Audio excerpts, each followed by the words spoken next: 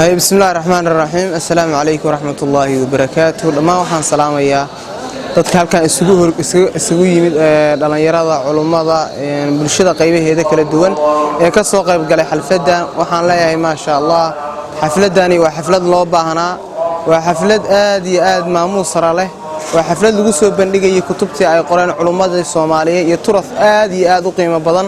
waxaan uga soo tagay gobol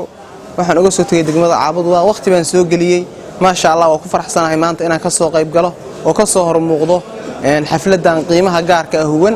ee kutubtii dhammaan culimada Soomaaliyeed ay qoreen la isugu keenay dhammaan runtii waxaad ka fahmi kartaa qof kasta meesha yimid ahmiyadu ay leedahay akhriska ama in wax la qoro marka dhammaan waxaan leeyahay culimada oo ahlus sunna wal jamaa hanbaliyaan leeyahay assalamu alaykum warahmatullahi wabarakatuh